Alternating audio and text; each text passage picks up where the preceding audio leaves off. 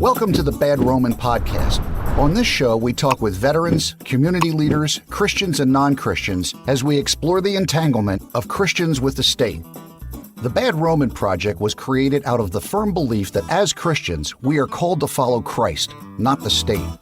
Here is your host, Craig Hargis. Hey folks, today we're going to talk about gambling, but it's not the gambling you are most likely thinking about. Throughout the course of this project and interacting with folks all across the world about Christian anarchism, I have come across many folks who make me think, and these folks I consider good friends. Today is no different. I am excited to speak with Paul Parayil about an article he wrote about gambling. Right. Would you rather serve God than serve Caesar? You feel me? Right. I'm just trying to live what he said. I'm just trying to live what he said. I ain't scared. I will take one to the head. Go ahead. So it's safe to say that I'm bad. So it's safe to say that I'm bad. So it's safe to say that I'm bad. Paul, how are you doing, my friend? Hey, Craig. Doing well. Thank you for having me on. So, as we were talking earlier, this is actually my first ever podcast as a guest on any podcast. So, thank you. You know, you mentioned that to me before we started recording, and it really surprised me because when I see you on social media, when I see the things you're putting down on social media, you have a decent following. You have a lot of interaction with folks on social media. And the fact that this is the first time you've been on a podcast, I feel kind of privileged. I feel kind of honored to have you even more now. Like I've been wanting to get you on the show. And you put this piece out there that you wrote.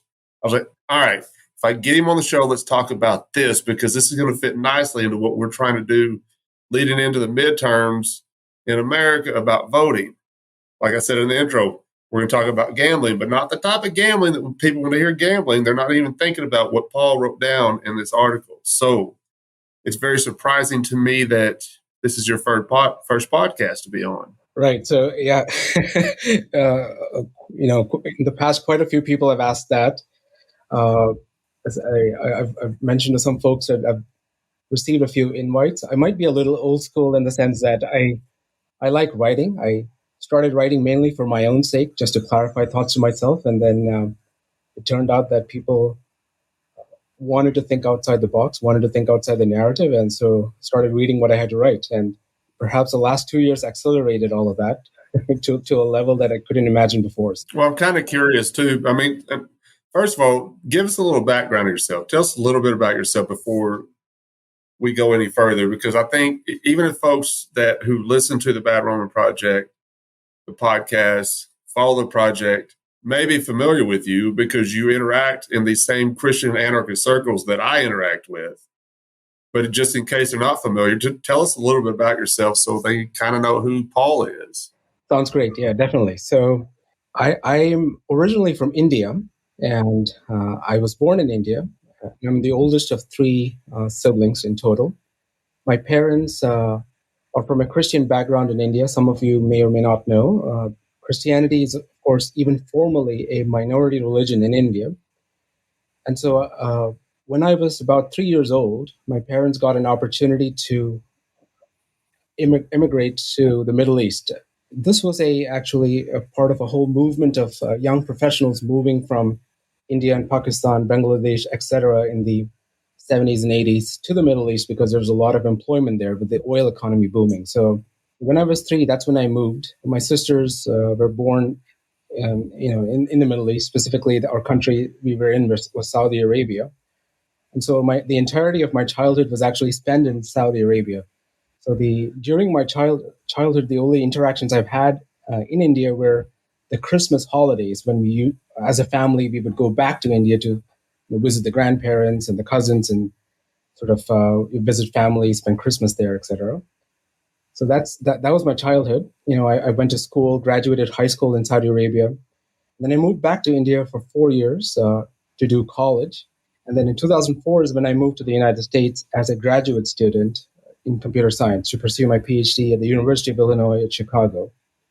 2011, I moved to the Bay Area in California to start work. I started working for a startup, and then I've been in tech ever since, and still continue to work as a software engineer in tech. So that's sort of a quick summary of the story there. So let me ask you this then, because this is something that I was asking folks very early on in the podcast, is to kind of get their path to anarchy as a Christian. Okay, so like we can talk about Christian anarchism, we can talk about anarchism on the secular side of it, but when it comes to the Christian side of it, that's what we focus on with the Bad Roman podcast. So it's interesting to get that kind of perspective from folks who might be listening, who are like, Craig, would you just shut up and let the guests talk sometimes, because we want to hear what they had to say, because they're not always going to agree with what Craig has to say, because Craig's pretty outspoken, pretty bold, and just like Paul is very, very outspoken about some of this stuff. But I'm really kind of curious how you went from all that to starting to understand Christian anarchy. And we'll get into your article here in a little bit, but I'm really kind of curious how you got to Christian anarchism. What led you to that?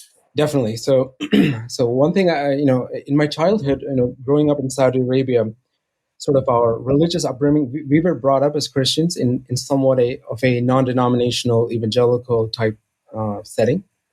And that was most of the reality of my faith, even into the 20s and even as I came into the United States. So you'd imagine, so I'm 21 years old. I land in Chicago for graduate school. This is 2004.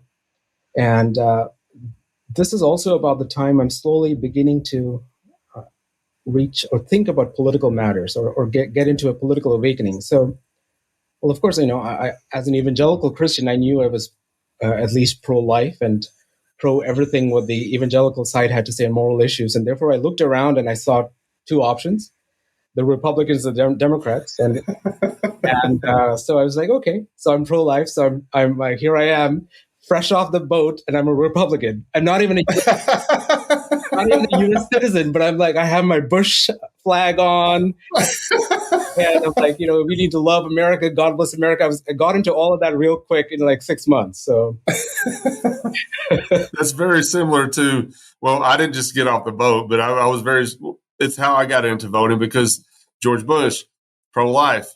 I'm a Republican all of a sudden because of pro-life, so, but that's funny that you just got into the States and you're pro-life. I was like, well, we're going to vote for George Bush. Then what happened? 9 months later? Yeah. So it wasn't quite 9 months, but, there was always a part of me which I knew my support for the GOP was more of a tribalism thing. It wasn't well thought out.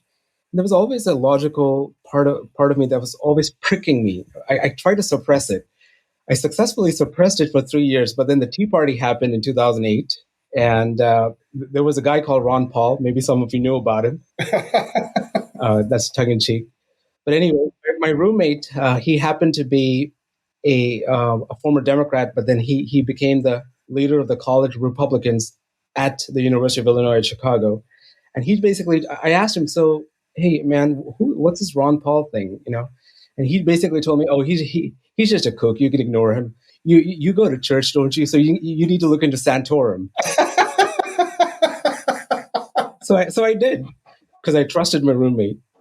But fortunately, maybe a few weeks after that, I started reading what he had to say about the Fed, about the military-industrial complex, about regulatory capture of the big corporations, and my mind was blown. Everything that was pricking me over the last 3 years, sort of the logical inconsistency of my own beliefs, the pieces started falling into place. And so that began the journey into libertarianism, at least, or political libertarianism. And, of course, people make the joke about 6 months from there to anarchism.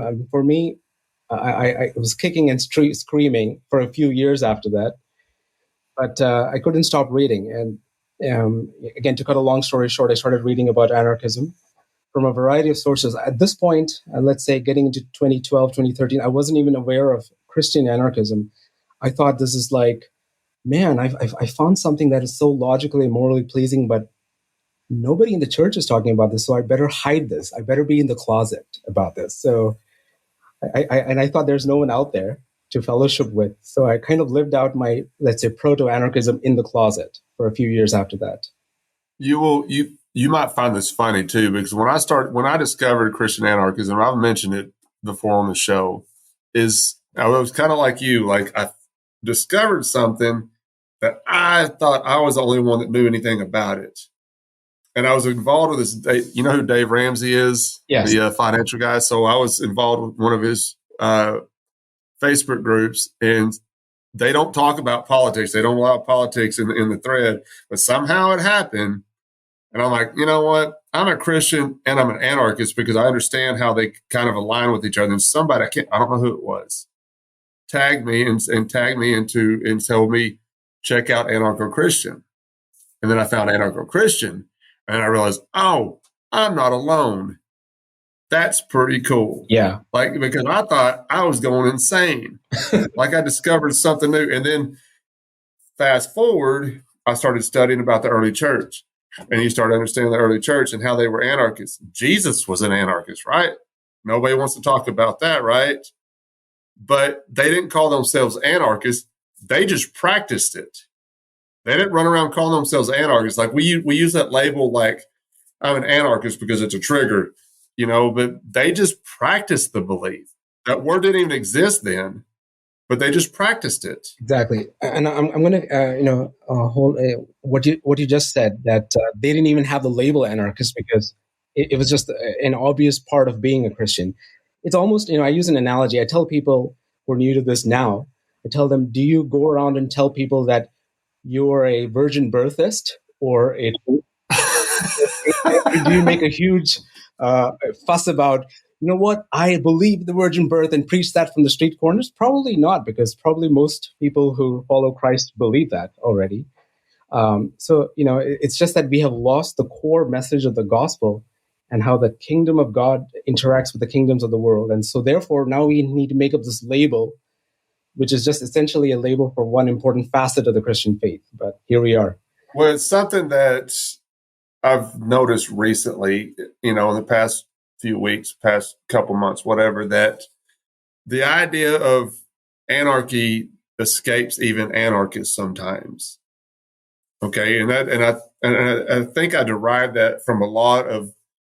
I can see the same thing that what you're saying online, because I think you're saying it, but you go about it a little bit different than I do. Like I'm like, oh, hang on a second, why are we calling ourselves an anarchist? You just said it, Paul. We're just Christians. So why do we feel the need to use that term anarchy? Because it's a trigger, because it gets people to asking questions, or at the same time, it just makes us look like we're crazy. Well, we can call ourselves a Christian, but also that term brings a whole lot of baggage when it comes to Christianity these days, because a lot of folks are like, what is a Christian? Because you see a lot of Christians acting un-Christ-like. Exactly. There's this analogy, even in the 3rd and 4th centuries, when the church is struggling with Arianism and the nature of Christ as fully God and fully man, it would then make sense to say, I am an anti-Arianist. But now it's just obvious. I mean, we accept that Christ is fully God and fully man. So, to say that I'm an anti-Arianist now is besides the point. I think what has happened is we have lost the central message of the gospel. So those of us who are recognizing that, fortunately, unfortunately, have to use this label to emphasize what that facet is. Yeah. Have you ever noticed, though, too, and it was a video that Larkin Rose put out right after this documentary started with the the Anarchist on HBO, and he put out this video prior to that, leading up to when he was talking about what an anarchist is, and he used anarcho-communism, anarcho-pacifism, and when he went into anarcho-pacifism, I was like, hang on a second, because I think he's fixing to start digging on something that I'm going to disagree with, because I agree with Larkin Rose on a lot of things. It's the same thing I agree with Lysander Spooner on a lot of things, which we can get into with your article here too. But there's some things that I don't agree with. And it's not because Larkin Rose is not Jesus. Lysander Spooner is not Jesus. Tolstoy was not Jesus. So it's okay to find some, and Paul in the Bible was not Jesus. So it's okay to find some conflict here or disagreement. It's okay. It's okay to find some disagreement, because we're all trying to work through this ourselves and try to figure it out at some point. And I've gotten so frustrated with the anarchist community because it's lost its feel, the same feel I had for it when I first understood anarchy. And the longer I've been an anarchist now, at the time of this recording, for about 4 years, going on 5 years, along the way, I'm like, man, I don't even know if I want to use that term anymore because it doesn't seem to mean anything to anybody. But getting back to what Larkin Rose said about anarcho-pacifism, what he was doing is trying to call out people that were not actual anarchists. I'm like, all right, okay, maybe I'm not a real anarchist, but I'm a Christian. And if it disqualifies me as being an anarchist to just follow Jesus Christ, no king but Christ, then you can keep your anarchy and I'll follow Jesus, because that is more important to me than following your anarchy. Amen. Yeah. So, we use this slogan, no king but Christ, and I like it because it essentially communicates everything we want to communicate about the gospel. And, it's a challenge to us and to whoever we're talking to. The fact that it also implies anarchism is I guess for us, it's logically obvious looking back. But to complete, you mentioned Larkin Rose. So I guess to complete the story of what happened in 2013 to now, Larkin Rose, Robert Higgs, a little bit of Jeffrey Tucker, the folks from the Mises Institute at that time, were actually quite instrumental in introducing me to Lysander Spooner as well as Rothbard. And the more I studied these ideas, the more I had this feeling of how are they preaching moral truth, and why am I not hearing this in church or even in church circles or just larger Christian circles? So I had this sense of like, man, it was dissonance, right? And so, fellowship always helps. And I guess like you, I found Anarcho-Christian, the group, the Facebook group in 2017. And I was like, wow, there's a bunch of people here and they're not all agreed on even Christian doctrines. There's Catholics and Orthodox, and of course, a whole variety of Protestants, Reformed and otherwise. So it's quite encouraging to see at least, okay, at the very least, we're agreed on the anarchist outlook. So that was very encouraging. And so that brings us to almost where we are today. Yeah, and listen, I'm very appreciative of that group because, like I said a while ago, I felt like I was alone. I just discovered something new that I had to run out and tell everybody. But there's already people out there talking about it. And the more this has gone, what I love about it is the longer this has gone on, is there seem to be more and more people latching onto it, even if they're not a Christian. Okay, so I've got a lot of friends online that are not Christians, but they're starting to understand the idea of self-rule. Don't hurt people, don't take their stuff type, mentality. And so that's encouraging to me. That's what I love about anarchy, is because if you could just get back to the basics, and it's the same way I handle Christianity, get back to the basics of the teachings of Christ, everything else falls into place. It's the same thing with anarchy. I had this question, or there was a question in our discussion group the other day about anarchism. Somebody who is not an anarchist, but he has a question about it. I commented, I said, where secular anarchists can't answer these questions that you're asking, Christian anarchists can, because Jesus already answered them for us. It's already there. And I think if we just go along that route, then it will be understood better as anarchy. But at the same time, as and Larkin Rose said in that video, he prefers voluntarism. He prefers, and I'm getting there. Like, I use anarchism as a trigger, right? But I'm understanding when I talk to Christians, it's easier to say voluntarism because it doesn't trigger in their brain, chaos. Exactly. And unfortunately, especially in the culture here, in the let's say the right-leaning Christian culture, or quote in quotes, there's this identification of patriotism or nationalism with being a good citizen, and practicing your faith in a good and proper way, unfortunately. So again, anarchy, the word could trigger in that respect too. Yeah. You're in the Pacific Northwest and I'm in Tennessee, right? So there was something that came across my feed the other day on Facebook about Tennessee. Vote early, Tennessee. You can vote early. And I just comment because I know it's not going to, it's going to make people laugh at me, and that's okay. I'm hoping somebody comments so I can go into some early church quotes and be like, oh, what about this? What about this? What about? Nobody commented, but all I said was, no thanks, I'm a Christian. I don't want to vote. I'm a Christian. And I got nothing but laugh reacts on it, which is fine. I get that all the time. It rolls right off my back. I don't care. Like water on the duck's back. Now, just comment, respond to it, and let's have some dialogue about this. And if I'm wrong, I have no problem being wrong. Show me where I'm wrong. Let's do it. And that's what I love about you so much, Paul, is it seems like you make these posts on Facebook. It's like our friend Talia said, it's like he's poking the bear. I was like, of course he's poking the bear, but he's saying some things to get people to think. And it's what we try to do with this project. Just think about it for a second. Don't go into it with any kind of bias, which is not going to happen. Everybody's going to have their bias on this stuff, right? So, but just think about it for a second and think about what Paul's saying in his post, and think about what he's saying in this article that we're fixing to get into. One quick thing you mentioned there about non-Christians paying attention to these conversations and these sort of messages, right? I think the biggest tragedy in the church, or at least in the official, what is seen as the church, is the central idea that we lost this picture of no king but Christ. And we have gotten into bed with the state. And this is not just a Western phenomenon. I've seen this in the Eastern Christian world as well. It's everywhere. Wherever Christianity has gotten into bed with the powers that be, we have compromised our message. And people can see through that. And when you talk to a lot of atheists or agnostics, their issue with the church is that it does not coincide with their basic sense of human morality. And God has gifted all of us, whether we're in the church or not, whether we're Christian or not, with a basic human conscience, moral conscience. And people reject the church because of issues that the church has. And so then it's not surprising them to see that they are coming back when they see this message of what?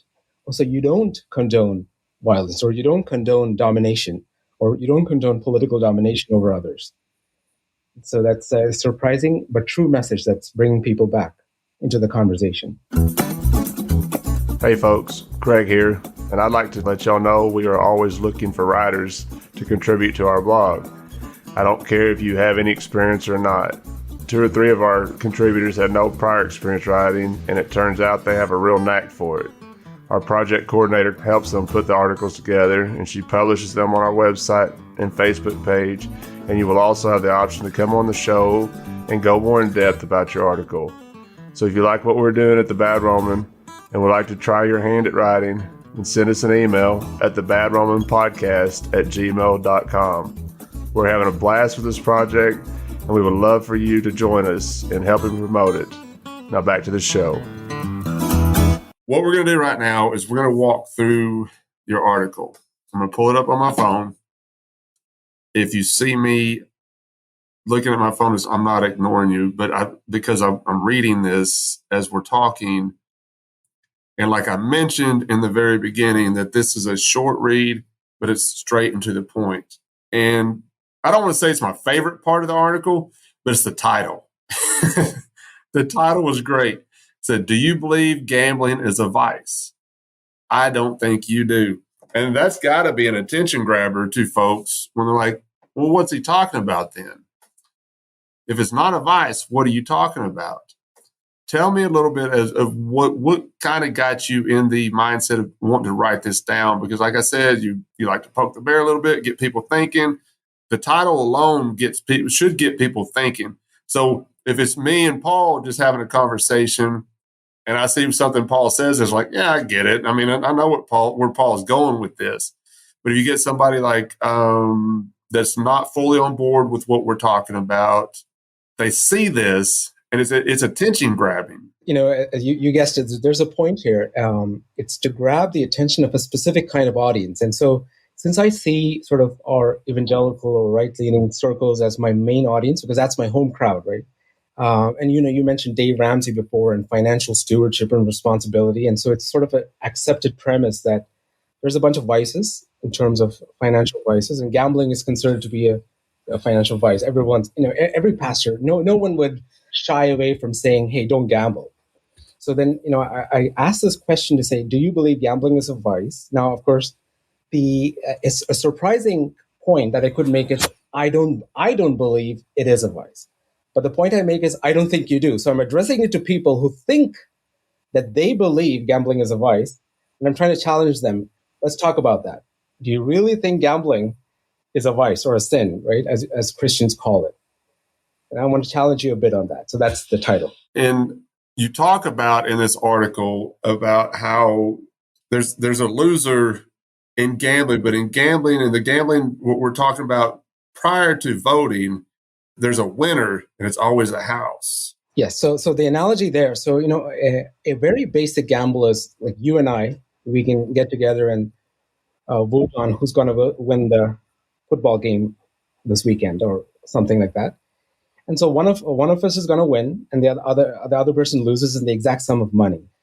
However, more commonly when people go to Vegas or go to a casino, the kind of gambling that happens is one where most of the participants mostly lose, and they frequently lose, but some of them win big. And so that it serves as some sort of a dopamine high to keep everyone interested. The only party who wins that kind of gambling, which I call house gambling, as opposed to one-on-one, the only party who wins that are the bookmakers or the casino or the house. And so the point I'm trying to make is gambling in its purest, simplest sense is already a vice because you produce nothing.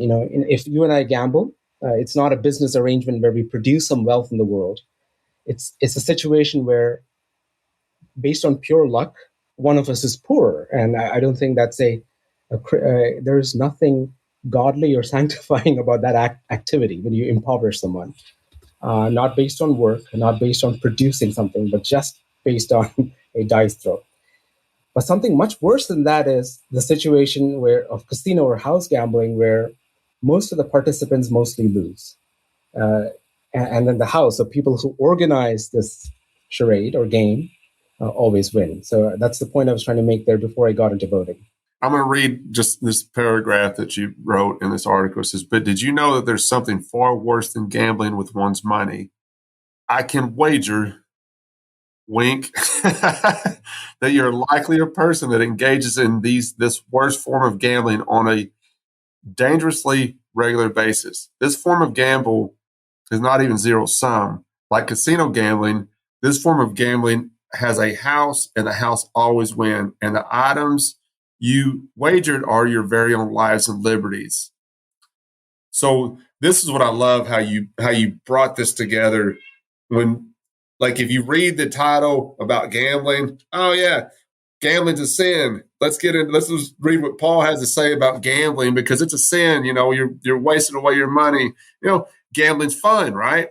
It might be fun for some folks, and at the end somebody else loses. But what you're doing with voting, you're gambling away your liberties and freedoms and security.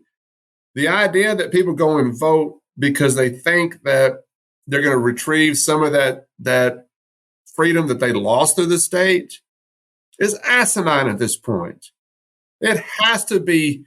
Even the most statist person we know should even recognize this right now. What are you doing? Why are you taking your time to encourage the beast? Why are you taking the time to legitimize the beast? And I pick on the Libertarian Party all the time when it comes to this stuff. I do. And I love how you use libertarianism in some of your posts because you equate it to a philosophy. But if we're talking to somebody on the outside that's not familiar, they equate it to a libertarian, a party, a political party. It's one thing to talk about libertarianism. It's another thing to try to vote people into office because you think you're going to retrieve some freedoms that you've already lost. So, yeah, and we can get into that, the specifics of the libertarian politics. But to get into the basic point I wanted to make there was, what is voting? Voting is, obviously the house, what I'm trying to describe there is the state, what we call the beast or the state. And it says, okay, guys, come along. Here's what we're going to do. We're going to take your lives and liberties away. But some of you, based on who wins this election, some of you have the chance of not having as much of your liberties taken away. We'll let you participate with us in sort of the ruling end of this deal. All of you are going to lose, but some of you get a chance to not lose as much. So come and play. And so then, fear and just the human psychology of fear takes over. I've noticed that a lot with folks who keep running back to the polls to vote. I've talked to liberals who hate Joe Biden, can't stand him, doesn't even believe he's still alive. And I'm talking about family members who are liberals talking about this. And I'm like, why did you vote then? Why did you vote for him? Well, he wasn't Donald Trump. It was the same thing that Trump, when Trump got elected, he wasn't Hillary Clinton. I said, so basically you're voting out of fear. There's no principle behind it. Don't tell me that there's not 12 other people on the ballot that you could vote for. Because the last time I voted was 2016. There were 12 people I could select from. 12. I didn't select the top two. I didn't even select the libertarian ticket. I'm not a Gary Johnson guy. I was not going to be a Gary Johnson guy. I went extreme third party with the Constitution Party, right? And I voted. This is the last time I voted. It's like, all right, so I feel like that's the last time I ever voted. And it's the only time I ever felt good about voting because I knew he wasn't going to win, but I knew that he was at least talking about the Constitution that these folks swear an oath to. Nobody else is talking about that. Hell, Donald Trump said in 2016 with Mike Pence sitting right next to him, the Constitution is not always relevant. Oh, okay, Republicans, where are you at right now? Does that not bother you? And then in debates with Joe Biden, abortion is not even on the ballot. Where are you at, Republicans? I don't know if it's frustrating or infuriating because it's like everybody's lost all principles and they're voting on a popularity contest right now. Or they're voting out of fear because they're afraid of this other guy. And these liberals have told me this. We don't like Joe Biden, but he wasn't Donald Trump. Okay. I feel that. That doesn't mean you had to vote for him. And from either side of the political spectrum, even people who say, yes, we're going to lose our liberties, the state has never shrunk in any part of the world, in any point of history. It has only ever grown or collapsed. So even people who admit that we're going to lose our liberties ultimately say, well, what are you going to do? You got to take the chance. Unfortunately, taking that chance and sort of succumbing to that fear is exactly the thing that keeps the house growing. Right. And this is what I've been trying to explain to folks this entire time. I was like, you don't like them. You don't like them. Like, would you spend time with your neighbor if you didn't like them? I mean, Jesus told us to love our neighbor and our enemy, right? I get all that. But why are you working to put somebody in power that you know was a piece of crap? Exactly. I could have used all kinds of other words right there, but I was being very nice with my wording right there. A piece of crap. Yeah. Why are you doing that? It doesn't make any sense to me at this point. And maybe it's because I've woken up to it. And I think if people looked at this honestly, if you sat down and looked at it honestly, what are you doing? Mm-hmm. What are you doing when you go to the polls? Are you going because it's your duty? I used to say that. It's your civic duty to go vote. Isn't that not the most absurd thing you've ever heard? Here's another clue. I try to clue in, let's say, conservatives, because I live in the left coast, and I put my emphasis on conservatives because I feel like I can make a dent, at least with my home crowd. But I tell them this simple thing: like, if you spend time on the left coast, I've spent time in California and Seattle. They never tell you to vote for the Democrats, so they never tell you to vote for a particular, especially in corporate settings. I work in the corporate settings, fortunately or unfortunately, and all they say is "go vote." It's sort of this religious mantra, and then they have the stickers, like how a little kid gets stickers after they get their shots, which, by the way, that's another topic. They come back with the stickers and say, "I voted." And nowhere do they tell you go vote for the left party, because the elites have decided it doesn't matter. For the elites and for the house, for the beast, all that matters is people show up so that they can create this aura or extend this aura of legitimacy, which they don't really have. But the more you participate, the more this aura of the legitimacy of the beast grows. Thank you. Thank you. I've been trying to say this entire time. We've been doing this podcast since 2020, right before the COVID stuff hit. And I've been saying that same thing this entire time. All you're doing when you go in to vote is legitimizing the state. Well, but how are we going to get our freedoms back? We can vote for more freedom. And this is me picking on the LP. What? Yeah. You have a philosophy of libertarianism. Republicans are supposed to be libertarians, right? No. They're Democrats 2.0. That's all they are. It makes no sense. And then, like, you're on the left coast. I'm on the right coast, so to speak. In Tennessee, I live right outside of Memphis. Memphis is super liberal. The rest of Tennessee, not so much until you get to Nashville. Nashville's pretty liberal, and I don't know if it's because that's where the capital of Tennessee is. I don't know. But I do know that people go insane when it comes to voting. Mm-hmm. They lose their mind. And we've seen it, Paul. We've seen it over the past couple years. And we talked about this on a little bit on our last Zoom call, for the Bad Roman discussion group. People have seemed to have gone off the deep end with this stuff. Like they're so involved with it, but they don't know what they're involved with. They're pissed off at their neighbor because their neighbor doesn't agree with them. You know what that is? That's anarchism. Let's just live along with each other voluntarily, even if we don't agree. Exactly. I'm not hurting you. Don't hurt me back. Don't put somebody in power over me. Exactly. I'm not going to put anybody in power over you. I want you to live fruitful lives. I want you to be as happy as you can be. Mm-hmm. But stop telling me that I have to put somebody in power to protect my liberty. Mm-hmm. God created me with that liberty. Jesus Christ set us free, not the United States of America. In my article, I just to touch on a couple of that, I go into sort of a practical analysis of voting, and that's why I try to equate it to gambling. But the reason I vote is not even that. So in other words, someone could say, let's say some of our dear and close friends in the Mises caucus could come and say, hey, well, what we're doing would have these other outcomes and potentially a specific kind of voting. So I don't believe that electoral voting for representatives would have any outcome towards liberty, but there could be other sorts of votings, and I don't analyze any of that. But even if there could be some potentially good outcomes, because, in the large scheme of things, God, our sovereign creator, does work good from even evil. The reason I tend to not vote, and I have never voted and will never vote, is due to a moral analysis of voting. Is exactly what you said.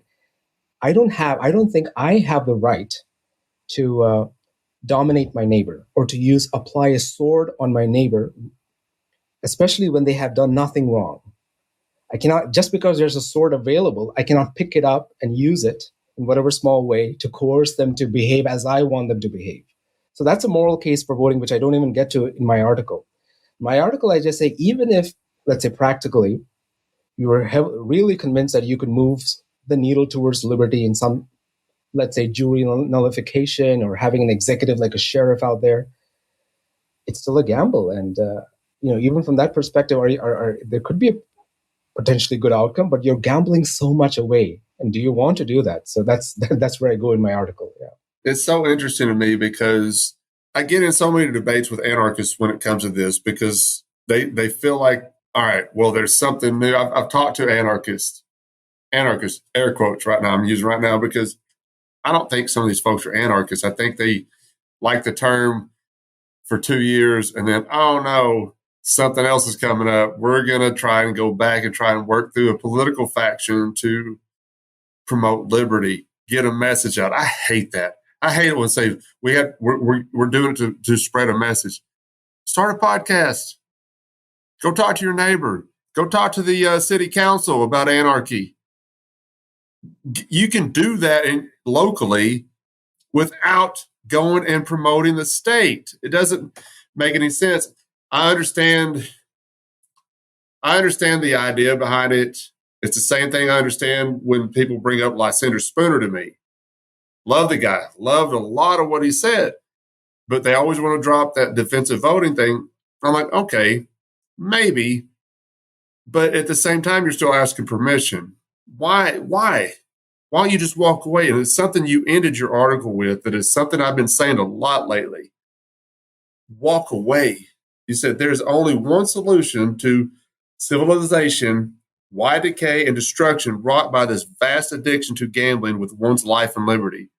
This solution is to peacefully walk away. Walk away from it. And you don't even have to be a Christian to understand this. Christians should really understand this very point that you made at the very end of this article.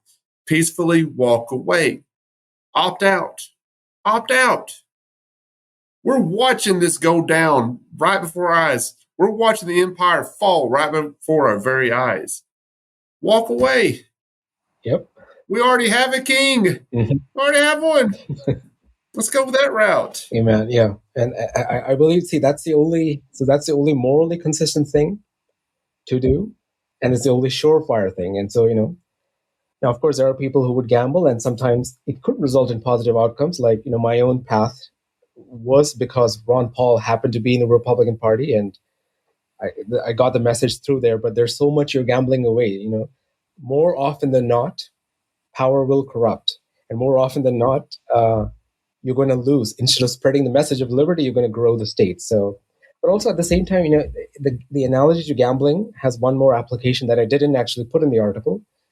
If someone is addicted to, let's say, hardcore drugs or some sort of a really addictive vice, sometimes you cannot deprogram that immediately. I mean, that would be disastrous, right? So you might have to take it in steps. How do you come out of your addiction? And so, voting has that sort of almost a dopamine hit type of effect to it. So I tell people, okay, if you must go to the voting booth, try something else. Like, take a couple of Larkin Rose or Liz Spooner books with you, hand it out. if you must, or, like you said, maybe vote third party at the very least. If you must even enter the voting booth and, pull the lever. Talk to people there. There's various sorts of activisms that you can do that correspond with political action that people are taking. Well, I say this a lot too, and I get some flack for it when I say, if you feel the need to vote, at least vote for a third party. Yeah. At least vote for something that is aligned with your principles. I'm not encouraging you to vote. I would rather you just stay home and take a nap, or go home or go hang out with your neighbor, have a barbecue, have some fellowship instead of going and voting. Yeah. But if you feel the need, stop the two-party duopoly. Stop it. It's not going to work. Yeah. It's a fallacy at this point. We have to understand that too, that the Libertarian Party is never going to take over the political systems of the United States of America. And I'm always really kind of curious about this when I talk to libertarians about it. When they say taxation is theft, I'm like, well, how is your state going to exist without taxation? Even if it's full of libertarians, are you saying that they're going to end taxation and not have that funding by tax slaves? That's a hard one that they can't even answer to me. I was like, are you telling me that you're going to end taxation? How are you going to exist? They exist. The wealth of the state is war. The wealth of the state is taxation. And money creation and inflation. Mm-hmm. That's a whole other topic that maybe we can talk about some other time, because it's a difficult topic that's not one that has ever been answered to me sufficiently to be like, all right, well, okay, let's get some libertarians in office. Yeah. So, for the sort of from a more, let's say, generous perspective, and as I said, I have a lot of friends in the Mises Caucus, and this is sort of my generous take on all of this, and I support them as people and their activities. So I say, if Dave Smith ever becomes president, then we wouldn't need a president anymore. In other words, we can end the president. If people are awake enough to understand that political domination is wrong, then we wouldn't need him or anyone to be president. That would be the end of the office. So more practically, if there's going to be a president, it's not going to be him. That's one take. But as more of a positive spin is, in this process of organizing and meeting each other and sort of sharing that camaraderie and joyfulness with people who see it, they do get the message across in a more unified, consistent way. So the messaging part is there, and that is good. But I think they need to go in eyes wide open. And it's not for all kinds of people. Like, I couldn't do it because I see my life and my energy and time is limited. And I see myself as being able to do much more good outside the political process, where I can be morally consistent with my beliefs. There it is right there. I had somebody at work the other day tell me, and I always feel like I'm repeating myself on this podcast, because when I do it, it's because I think there's somebody new maybe listening. But in break room work, there's Fox News. And we're talking about some of this stuff going on, right? And this guy looked at me and he goes, I think you should run for something. I was like, no. Why? And you mentioned Ron Paul earlier. I said, you cannot change the mafia from the inside out. I don't care how hard you try. If anybody was going to do it, it was going to be Ron Paul. And I was not on board with Ron Paul when I was a Republican in 2008, when Mitt Romney was running for the Republican ticket, right? I was booing Ron Paul off the stage. And then when Barack Obama was nominated, I was like, well, here he goes. Jesus is coming back now. He's not going to put up with this. Barack Obama's the Antichrist. That was my mentality. But I learned very quickly that you cannot change the mafia from the inside out. And Ron Paul, if anybody was going to do it, was going to be Ron Paul. And when this guy said, you should run for something, I was going to in Arkansas. Got a new job in Tennessee. Got me out of that garbage, because the Arkansas government is one of the most corrupt in this country that people don't even realize. Yeah. So, you can definitely not change the mafia from within, because the point of the mafia is to be the mafia. However, what I think the kind of thing that Ron Paul did was to change people who are outside the mafia by pretending to be someone inside, not necessarily inside the mafia, but inside the buildings that the mafia owns and operates. So I think the most pivotal moment for a lot of liberty-oriented Republicans taking that leap was not Ron Paul schooling the left or anything like that, and not even his End the Fed movement, but the fact that he schooled Rudy Giuliani. And so that opened a lot of eyes. So, and I call this the beneficials, let's say, by chance and by providence, by divine providence. Sometimes God uses the people in the political process to awaken people generally to the truth. But again, why take this risk when there is a more straightforward path of obeying our Lord and King Jesus Christ? There it is right there. And I think that's what we should focus on as Christians. A lot of secular anarchists are going to do what they're going to do. Whatever. Have a ball. Have a ball. I don't care. But as Christians, this is where I, so to speak, lay down the law. This is it right here. We're Christians. No king but Christ. Why do you think you can change this through the government when Jesus was tempted by this authority, by Satan, who he did not say, no, you don't have this authority. He said, no, I'm good. Why aren't Christians saying, no, I'm good? Oh, yeah. It's fair, man. It is so, it's fair. And I don't really point this podcast towards secular anarchists. The whole reason this started is because I got frustrated with Christians. And the longer this has gone on, I become more frustrated with Christians. What are you doing? What are you doing? You claim Jesus is your king. Where are you at? Well, I'm running back to the poll because I need some liberty. I need to protect my liberty. I'm running back to Pilate and Caesar because they promised me that, well, if I come begging, maybe I'll let them, enjoy a little bit of their fishing produce happy. Doesn't make any sense. It doesn't make any sense at this point. And if you really dive into like early church writings, this is what hooked me. Right. This is where I was like, all right, this is the real deal right here. When you really get into early church writings, when it comes to the Roman Empire, they had no interest in it. Tertullian said, it's the affairs of state is foreign to us. Yep. It was foreign to them. Why is it not foreign to us? We're so ingrained with the state these days as Christians, and it doesn't make any sense. They literally practiced or understood the kingdom of God and Christ to be a kingdom, with the only difference being their king did not use a sword against Caesar and Pilate. Therefore, they don't use a sword against Caesar and Pilate. They expand the kingdom through love and charity and service. And where were they working? On the outside, on the fringes of society. Exactly. They weren't working within the system. They were working on the outside, helping those in need. That's what I mentioned earlier, where Christian anarchism answers these questions that secular anarchism cannot. It's answered through the teachings of Jesus Christ. Mm-hmm. It's right there, and it's anarchy. Before we got on, I was watching some of this new anarchist documentary on HBO. Mm-hmm. At the very beginning, I'm going to go back and watch it because it's being recorded. Anyway, the very beginning, this guy talked about Jesus being an anarchist. They don't focus. That's one thing that I think is missing from this whole documentary is Christian anarchist. Mm-hmm. Because we're alive and well. We're doing this on purpose because we have a king Y'all can behave and act how you want to. It's whatever. But he did mention that. I was like, come on, more. Why aren't you having Christian Anarchists on your stage in Anarcho Poco? Why?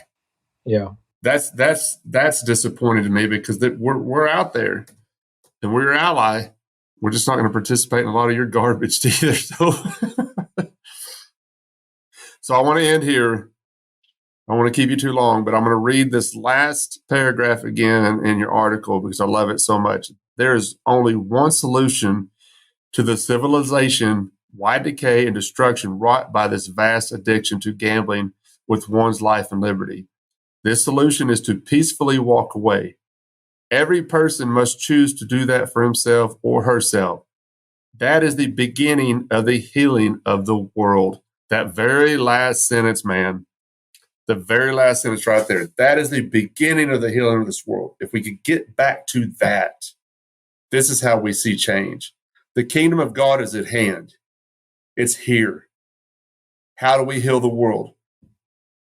Right there. What Paul just said in his article. I love this article so much. Thank you, Craig. And I'm really thankful that you took the time to speak with me, because this is your first podcast, which is still surprising to me. And can I ask you before I let you go, what made you want or agree to come on to the show to talk about this? What is, not for my own edification, but my curiosity, because if anybody has been trying to get you on the show and you did not agree to it, and then all of a sudden you just agree to come on the Bad Roman podcast, I'm really kind of curious I'm just curious. Yeah, so I resisted podcast invites because, I'm more old school, as I said. I like writing and reaching people that are writing. You're the Bad Roman Project, and you're doing a good work out there in sort of opening up a lot of avenues of unexpected conversation around the topics that do matter. And so it's for that reason, if my voice can help with this process and open up people to new ways of thinking about, especially about what is the gospel and what does it mean when we say Jesus is King. I'm all for that. And so I've recently opened myself up to sort of cooperating with whoever in different avenues that I never thought I would be on. So thank you again.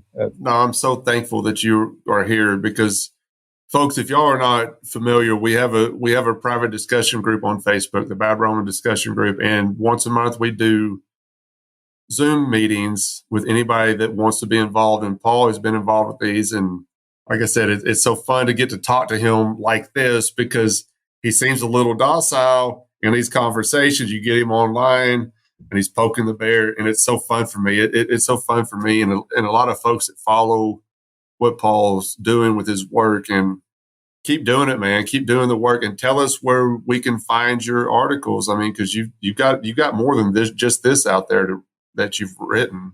Yeah. So most of I write it on my personal Facebook page. I also blog articles like this on my Hive blog. Hive is a blockchain-based blogging platform, which is awesome. You should check it out. And that's linked to on my Facebook page as well. Yes, go check out his writings. And if you're not friends with Paul on Facebook, go friend him. Let's fill his friend list up with 5,000 people, because y'all need to hear this guy. Y'all need to hear what he has to say. Paul, you're an advocate for liberty. You're an advocate for truth, advocate for honesty. You're an advocate for the kingdom of God. You're an advocate for Jesus, no king but Christ. And I love you, dude. And I'm so thankful that we found each other somewhere along the way in these interwebs. I can read some Paul Facebook posts. I'm like, yeah, yeah. This is going to upset some folks. I'm going to share this one here. This is going to upset some folks. And it's not because I want to upset people. Maybe I do want to upset some folks, because at the same time, it gets people thinking. And that's all we want, is people thinking. It's really kind words. Thank you again for your encouragement through this, as well as, in the past. So thank you so much, Craig. Yes, sir. I will talk to you soon. Thanks for joining us this week on the Bad Roman Podcast. Be sure to subscribe to the show wherever you find your podcasts to never miss an episode. And while you're at it, If you like what you heard, we'd appreciate a rating on iTunes. Or if you'd simply tell a friend about the show, it really helps people find us. 100% of donations are given to local charities in Memphis, Tennessee. To learn more about the Bad Roman Project and to find show notes, please visit thebadroman.com.